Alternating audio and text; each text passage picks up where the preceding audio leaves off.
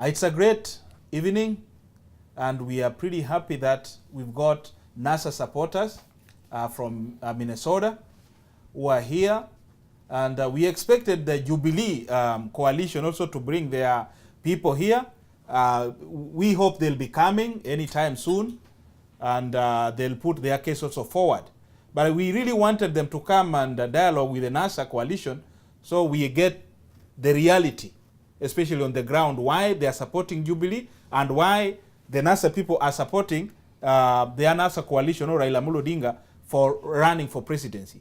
So before we go ahead, we'll have a brief introduction from each member. From the right, we've got Mr. Eric Muriasi. Let him actually introduce himself. I've already said his name, but let him introduce himself and let him tell you who is it. Thank you very much, Mr. Eric. Go ahead. Thank you very much, Mr. Kibuato, for giving me this opportunity. And my name, as Ia said, I'm Eric Muriasi. I'm a technician by probation, and I'm from Nyamira County. I live in Brooklyn Park. Thank you. Asante sana, and thank you for this opportunity, Bernard Kibuato, and for organizing this event or a discussion about the future of Kenya. My name is Nyarikio Toyota. I live in Minnesota, and I work here as a professor in Minnesota State Colleges and universities. And I'm excited to be here, and I look forward to very exciting and passionate discussion about the future of Kenya. Thank you very much. Yeah, thank you once again, Mr. Bennett Omweli. I am very, very much grateful tonight to have this opportunity once again to come to you, talk about our elections back in Kenya. We have been coming in the studio talking about the Kenyan elections, and it looks like we have come to down the stretch. We need our people back home to know that we are with them all the time until it is done. My names are Henry Momanyi. I'm the Secretary General, NASA Coalition Minnesota Chapter. Thank you, and have a good evening. Good evening, everybody. My names are Castoni Nyamari. I hail from Kisii, Nyacheki, downtown, but I reside in Minnesota, Brooklyn Park. Here we are appealing to our fellow Kenyans, wherever you are, that we want a peaceful election of no intimidation, and that's why we are here at the studio to send a message. Thank you. Thank you very much. Viewers, you had their introductions, and now we are going straight into the core. And the core is, why do they really support Raila Odinga's presidency? So, to my right is Professor Nyariki. And I'm going to ask you a very simple question, Professor. Why are you vouching for Mr. Raila Odinga to be the president of the Republic of Kenya? And why now? Go ahead, Professor. Wananchi, once again, thank you for the opportunity, and that's a very good question which many people have been asking. As far as I've been living in Kenya and the US, there are distinct differences between the current regime and the future regime of Kenya. I personally and my friends, we support Raila because the current way of things in Kenya really paints a very poor picture about the Kenyan people. The future of our children is at stake. Previous governments, including the present regime, were given an opportunity to transform Kenya. But imagine we don't have water. Where I come from, there is no access to clean water. There is nothing, basically, since independence. We have been lied to. And the Raila family or the Odinga family have been, even his father said no to the Uhuru, because at the independence, he wanted to have a country where everybody has access to resources, basic services like water, education, healthcare, jobs for their children, security, fight the diseases, reduce hunger and poverty. But after 50 plus years of independence in the country, the Kenyan people are very poor. We need to change. We cannot do the same thing and over and expect different results. Some scholars have said that's insanity. And the Kenyan people are very smart. You want to tell me that we cannot evaluate the past and learn anything? We do the same thing over and over. The sons of darkness come, buy us lessons. When I grew up, they buy mama's lessons. They buy sugar. We plant bananas. They say we are future leaders. I'm 50 years old. Still, I'm being told that the sons of darkness wants power. They want to ascend to power so they can do corrupt businesses. Again, the sons of darkness have sold Kenya to China. Which country can sell its own country for the future of their children? We have a lot of problems in Kenya. Lack of jobs, lack of employment, lack of opportunities. Young kids are prostitutes in every city in Kenya. Imagine, where are we going? It's not about me. It's not about you. It's about the future of your children. If you have children, please turn up in large numbers and do not elect somebody because of cronyism, ethnicity, or religion. Elect somebody who has promised the Kenyan people that he will transform all the sectors of the economy so that we can reduce the desperation of our people. Thank you so much. Thank you very much, Professor. Eric, as a youth, why do you think it's Raila's time right now? Yeah, actually, as I can speak, the kind of life that we are living at the moment as a youth, we are lacking a lot of employment. We are lacking a lot of people. A lot of our youths, they don't have food on the table. A lot of our people, they're suffering down there because they cannot be able to get healthy. They cannot be able to access the hospitals so that they can be able to have good health care. So I'm appealing to the youth. Please, if you see the kind of life that we have lived back in the day, like from the time that the Jubilee government took the office, that we're talking about 4.5 years now. I don't think we want to go back again to the same time, another 5 years to deal with the same things. Please, I'm appealing to the youth. It's about time for us. We have seen Raila, who is Baba. We have seen what he has spoken to us. It's about our time to look into what he has spoken to us, and let's make a change. Let's see for the 5 years, and let's see if we can get to Canaan in whatever he's saying. Let's give him a chance. Thank you very much. Now I'm going to turn this microphone to Mr. Henry Momanyi. As people from diaspora, we believe in transparent elections. We believe in credible elections. But what do you think can actually enable Kenyans to have a transparent election, a credible election, without any problem? And first of all, before even you give those points, what do you tell Kenyans? Thank you once again, Mr. Bernard Omweli.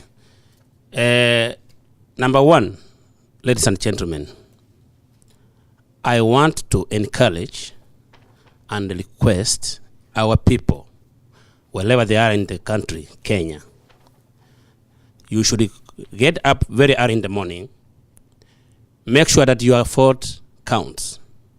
You must make sure that you cast your vote. Please, my friends, make sure you cast your vote. It is very important. One vote is very important. Any place you will be, your vote is very important, and nobody should differentiate your vote. And I will ask the government too to protect the Kenyans whenever they are going to vote. Number two, we have seen the government is trying to intimidate the judiciary. The government must leave the judiciary alone because the judiciary is independent. Let the government protect its people. Let the government allow its people to go and vote their elections, or to vote to cast their vote, and then after that, they will wait for the results. And my friends, once again, you don't wait for somebody to go and vote where you are got your ID and your card and you don't vote, because it would be too late for you. The reason why we are trying to encourage you to go and vote is we want change. Change starts from you. Change starts from me. And that's why I'm trying to encourage you, because I'm not there for you to go cast your vote, and it will make a difference. The reason why we want change in Kenya, like for example now, we support Raila Odinga because it stands for change. You can see. Number one, he is advocating for the 45% money to be devolved to the county government. But the government is against it. You see, it is because of Raila Odinga, who has made all those progress that you have seen. Some places have got the rights. There is some water in some places, even if it's not all. But the moment Raila assumes the office on 9th of August, I am telling you, my friends, the dreams would become to a reality.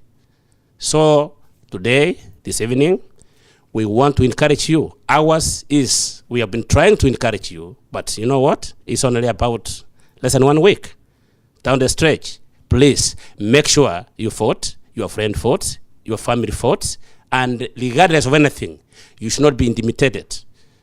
Like some of my friends have said, if the time for, the places that you are going to cast your vote, if they open late, people should be allowed to stay late until the last man in the line votes. Your vote is very important. Thank you. Thank you very much. Now we are going to Mr. Caston. Mr. Caston. Yes, sir. There are serious allegations, and I don't know whether these allegations are actually going to be true, that some, we call them, the opposition is accusing the government that some Jubilee agents, we don't really have that hard evidence, but they're accusing the Jubilee agents, especially in the rural areas, of buying voter cards and IDs. Do you agree with this notion, or it's basically a rumor which cannot be authenticated or proved? Thank you, Mr. Bernard, for giving me this opportunity to answer that question. But before I answer that question, I would like to appeal to all Kenyans once more again. All of us, we are Kenyans. Each blood, when we lose one blood, we have lost a big deal to one family. Mr. Raila Odinga, when he was being interviewed for presidential debate, when he was entering the hall, the lights were so bright, and he requested those lights to be put down a little bit because his eyesight were damaged when he was put in prison. Because of this freedom now, even who himself is engaging on it, is enjoying walking from up and down. When I come back to the ID, it is a practical evidence. One of my nephew, he sold his ID and the voter's card to the chief area. He was lured that he's going to be employed as a national youth service. And this, my nephew, who did not even finish high school, and we all know NYS, you have to go undergo a certain training. So it is an hard evidence. even the chief took money also from the nephew, because the nephew called me, wanted 2,000 shillings to go and bribe him again so he can get the job. He takes the ID. The boy has been following to Sengera to see if his name is there, if it is drafted to go to NYS so he can get a job. So it is not something you are lying. It is hard evidence. I don't know whether I've answered your question. Thank you very much, because it's still an allegation. We don't really know exactly that. It is authentic because... did he give the... I mean, yes, he gave. The chief is not a Jubilee agent. So, you see, we were talking about Jubilee agents. So, you know, those are allegations. No, the chiefs are working under the command of the Jubilee, and they are on the government. The Jubilee government is using chiefs, whereby the chiefs are forgetting they are the servants of the government of Kenya. But they think, what about tomorrow Huru is gone? Still, are you going to go with the Huru? Still, you are the government. You have the crown. You have to protect it as uniform you are wearing. That's what we are concerned about. Thank you. Thank you very much. Now we are coming back to Professor. We are still about Raila Odinga. You've given us a few reasons why you think it's Raila's time to ascend or go and live in the house on the hill. And you still believe that it's him who can articulate Kenyan issues even in the international arena. It's him who can ensure that the water you are complaining about is brought to your area. Do you have any hard evidence that Raila Odinga has actually articulated issues for Kenyans, or has managed at least to turn around the living standards of Kenyans? Can you prove that? Professor, go ahead. You know, in Kenya, the person who has been fighting for the common mwananchi for a long time is Raila. He's been very consistent, accurate, and very responsible. He has unearthed the corrupt practices of previous regimes. He has fought for the freedom that the Kenyans are enjoying at this time. Even people who were born in the 90s, my children, they love Raila. Raila is the only hope for that country. If the Kenyans cannot give Raila an opportunity to assemble a performing team, because corruption is a problem in Kenya that has killed the morale, the motivation of the hard-working Kenyans, because the status quo have taken Kenyans for granted for a long time. I'm appealing to the elite people who went to Nairobi University, the original university in Kenya, those who went to London School of Economics, those who went to other universities, Kenyatta University, Moi University. There are so many of them. They are very smart. Kenyan people are very smart. We cannot succeed in Kenya, but when we go abroad, we become successful. Why? Because successful governments or regimes have embraced nepotism, ethnicity, no accountability to the people. Remember, you elect your government, but they turn around, they become mheshimiwa. Even before, though some people have not been elected, munawaita mheshimiwa. Mheshimiwa, they are thieves. Why do you elect thieves to in charge of your taxes? Please stop this. Our children really matter in this life. We have lost a generation. My generation, we have lost. So you want to tell me the next generation will lose? There's no security. There's no food. There's no water. There's no jobs. And you have worked hard.